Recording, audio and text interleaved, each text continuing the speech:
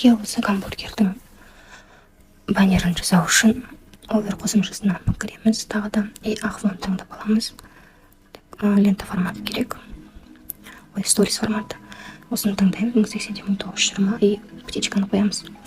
Содан кейін бізге қажетті фондар алдында көрсеттім, қалай алу керек деген, и соны аламыз қазір. Мыналарды біз алдын ала дайындап алдық Sparkpost-та. И осы сары және қызыл фонымызды алып келеміз. Сары фонымызды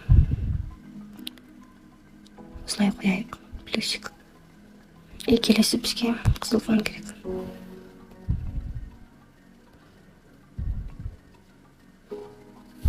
Осылай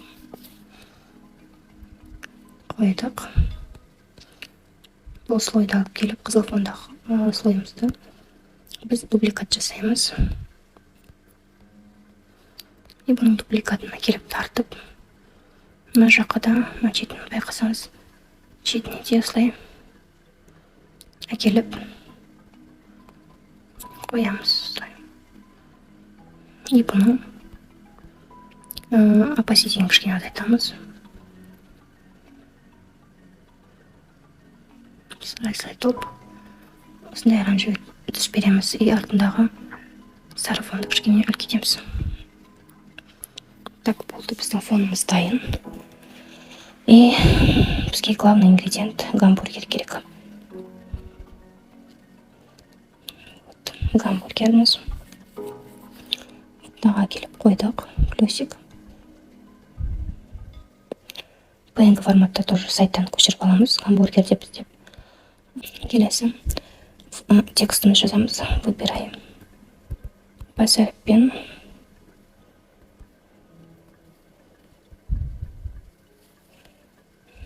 Так, и осылай криво қоятын боламыз. Сосын кейін так шрифт таңдаймыз.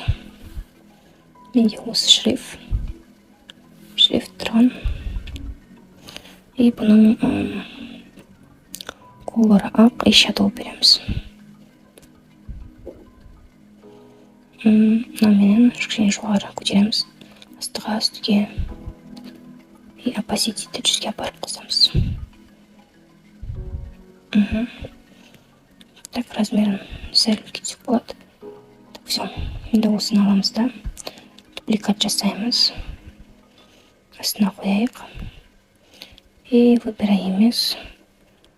Так, гамбургер деп жазамыз. Потом стилден спайс деп кішкене осылай ползунокты жылжытып жанға араларын ашатын боламыз. Әріптерін так аштық. Так, и баннерімізге қарап жүрейік. Дұрыс тұр. Енді бізге сочный деген сөз керек.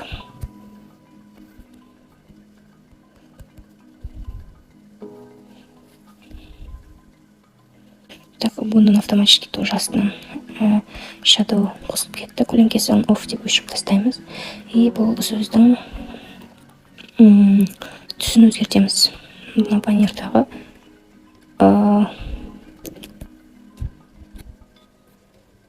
мына сары цветті әкеліп қойсақ болады. Немесе сырдың. Так, все. И кішкене выбираймен бір елестіріп қоямыз. Қисық тұрған сияқты, осылай.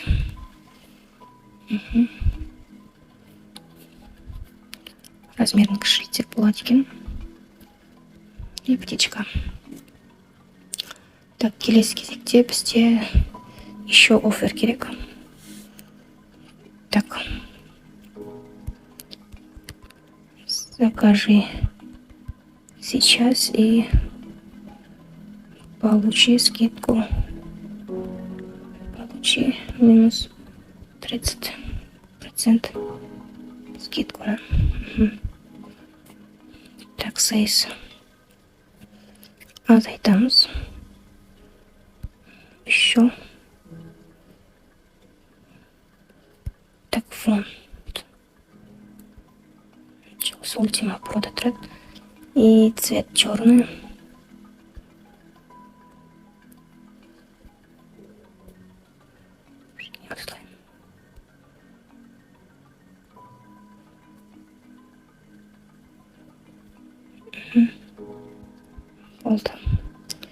Енді бізге стрелка керек. Размерін кішірейтеміз. Әкеліп осы свайпқа қоямыз. Подробнее дегенде. Осыны сары линия шыққанға дейін бұқта әкеліп қоямыз. Плюсик птичканы бастық. Так, енді бізге жапырақтарымыз керек. Ұшып келе жатқан сияқты. Так, бұл жапырақтарымызды бізге тек бірінші тұрған жапырақ қана керек. Мынау екінші тұрған кастом дегенменен алып осылай өзін ғана қиып аламыз. И бұны алып біз дупликат жасап аламыз. Так, вот біреу, екеу, үшеу, төртеу керек бізге. И тағы біреу.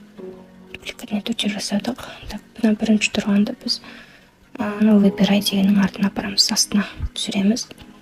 Тартып, бұны екіншісін. Екіншісі бізде саусағымызбен осылай бұрып гамбургердің үстіне әкелеміз. Осылай қойдық. Так, енді үшіншісін тоже гамбургер дегеннің жанына кішкене размерін кішіреттік. Мына төртіншісін біз мына жаққа қояды екенбіз. Вот. Мына жапырақты кішкене үлкейтіп, мына жапырақты кішірейтсек болады. И вот. Енді бізге бұл керек. Тоже PNG форматта. Оны іздеп сайттан тауып аламыз. И оны осылай қойып, гамбургердің артына қою керек. Тоже басып тұрып, мына үш сызықты гамбургердің астына келіп қоямыз. И вот. Осылай бұл гамбургерден шығып тұрғанда зерқалдыру керек. Кішкене опасити жүзге. Так, блю.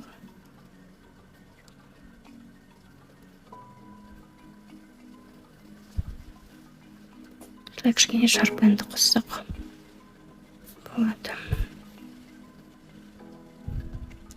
Болды. Дайын болып қалды. Енді бізге соңғы қосымша элементтер керек. Там YouTube, Instagram, Telegram, Twitter деген сияқтыларды.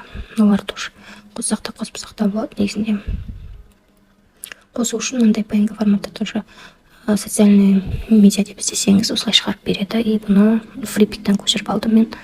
И кастом деп бізге керекті бірінші тұрған YouTube. Осы үш социальный сетьте аламыз. Келіп қоямыз шетіне. И тағы бізге Facebook пен WhatsApp несі керек. Так, ол екінші түр екен. Групптағы да келіп қойып, біз бұны осы керекті элементімізді қиып аламыз. Птичка. И осылай әкеліп деген астына қоямыз. Ол да біздің баннеріміз дайын. Осылай жасаймыз да, и шетіндегісін басып, сейф деп сақтап аламыз.